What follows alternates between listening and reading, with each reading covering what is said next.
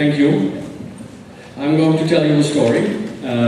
My main story is that you don't have to be a comical to earn a lot of money by telling stories. Because I'm a diplomat and I tell stories all my life. And I earn quite a lot of money here. But I'm going to move a little bit to those guys here. Because if you all fall asleep, I ask them to replace me.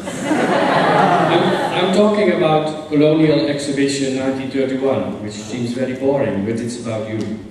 And you should not be boring. And it's about art, Indonesian art, and Dutch art. And this was a very serious thing. They even made stamps of it, of this exhibition, so it should be a real thing. And even our queen, Ratu Belanda, was in a book about this exhibition. And what you see there, the Indonesian pavilion.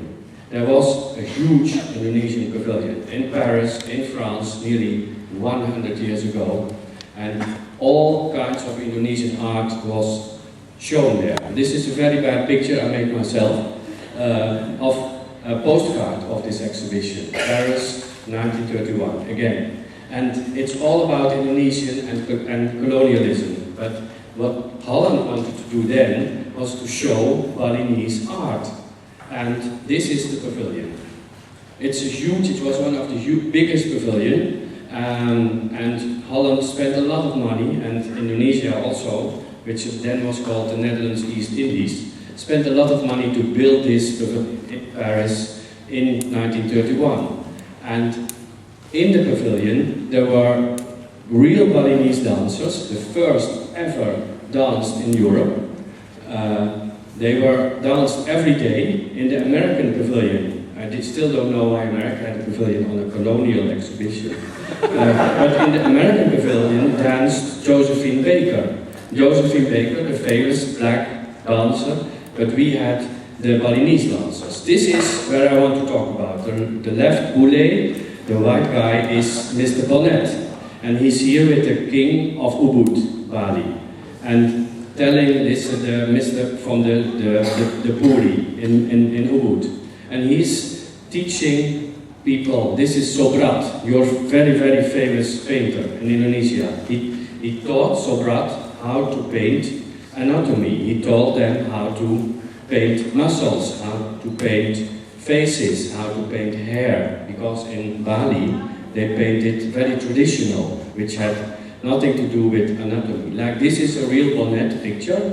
This is in the collection of President Sukarno, who was, as you know, a famous art lover. And he painted people as they really are, with anatomy, with muscles, with the use of their bones. So it's really, this is Bonnet with your president, your first president, Bung Karno.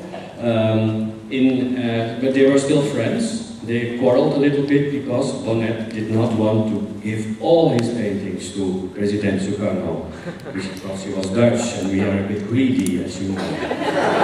This is a very, very traditional Balinese painting. It's the collection of the Prince of Ubud, the Jogoputra. It is very, very traditional. It is made in 1990. You can see it downstairs in our Pameran. And it's really, you see the Hinduistic. This is a painting of Sobrat. You saw Bonnet teaching him. He's also painted very traditional paintings. This is nothing modern, nothing new, but very beautiful, very skillful, like the Balinese can. They are very creative. They can do everything what they want. This is also Sobrat. And this is, you see, something completely different. This is what he learned from Bonnet. And the paintings of Sobrat, both the traditional ones and the new ones, this kind of ones, are worth millions of rupiahs and 10,000s of euros or more.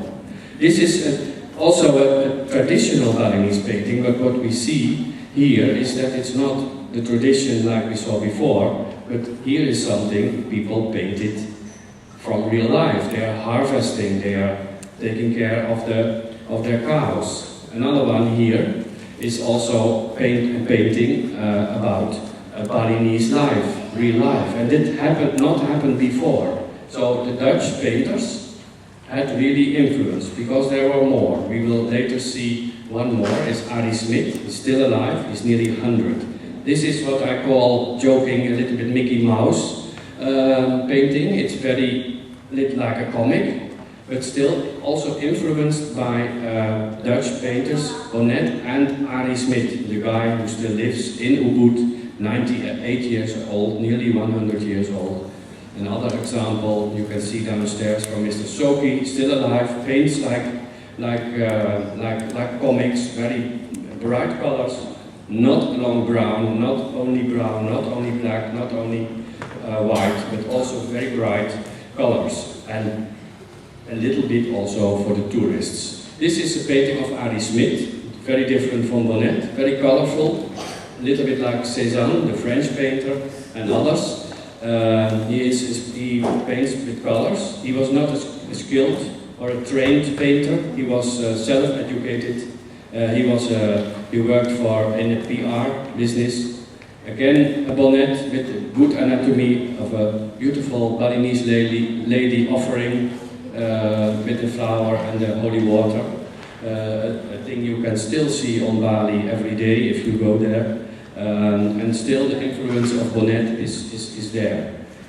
The top piece we have downstairs, 1929 Bonnet, worth nearly €1 million. I should say this because it's also downstairs, you can see it. I wanted to tell you something about the influence and the cooperation Dutch painters, Indonesian painters. Next time I try it in Bahasa Indonesia. Thank you very much.